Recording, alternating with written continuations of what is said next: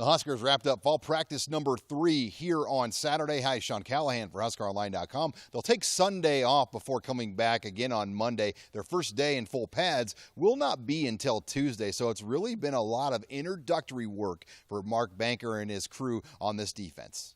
We took advantage of the fact that it was Saturday. We stayed within the hours, that we were able to, but we met about 3 different times with different groups today because we had been having a walkthrough. The walkthrough's no longer, so we felt like we had to meet. But we put in 6, 7, 8, 9 zone pressures, and they handled every single one of them when we got out here, because conceptually they understand. The last few days have also been good, though, for guys like defensive tackle Mick Stoltenberg to come back off his knee injury that he suffered right before bowl practices. You know what? You wouldn't know it. These first couple of days, you wouldn't know it. He seemed he's a really smart kid. He knew our plays. He comes in, he gets a ton of extra help.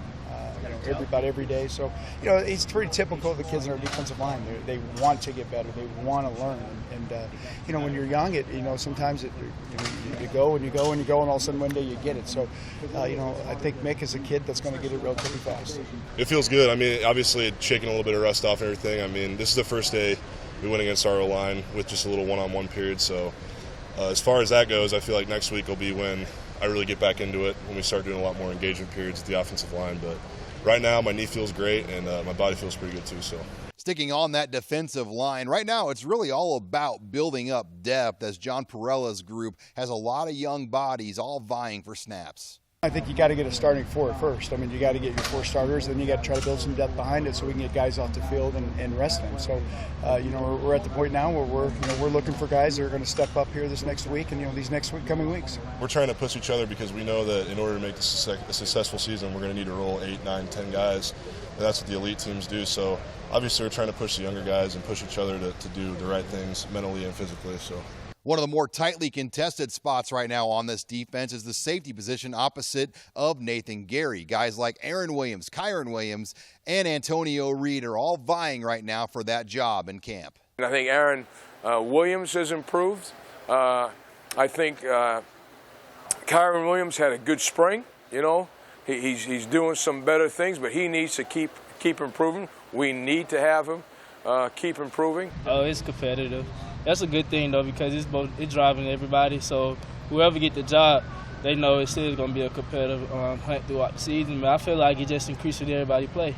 So I feel like since it's increasing everybody play, it should be a productive spot next night. Well, with the secondary, it's just that we know how each other works. We know how you can communicate to one another, and we just know the defense better. Like I said earlier, just by knowing what your responsibility is and then knowing what another guy's responsibility is, and you can communicate that together, it's just going to work better. And finally at linebacker, Nebraska has really taken a step forward from a year ago. They've built up the depth and the experience where guys like true sophomore Dedrick Young are very confident going into year number 2. Oh, it feels completely different, just better understanding everything. It feels like everyone just has a better understanding. It just feels way better.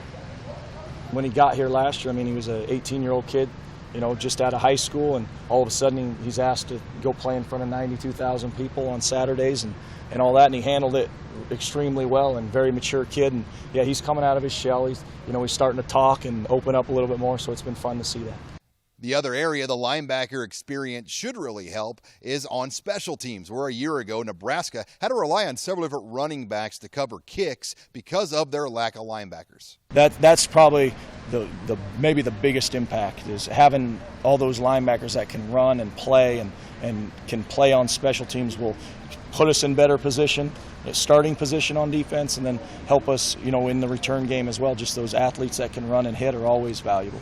There are also several different visitors here at practice on Saturday. You had 2018 Beatrice tight end Cam Jurgens, a Husker commit, along with 2017 Gretna offensive line target Patrick Arnold. Gerald Foltz, the father of departed Husker Sam Foltz, was here as well, watching practice with the Grand Island High School football coaches. Reporting here with the Huskers in Lincoln, I'm Sean Callahan of HuskerOnline.com.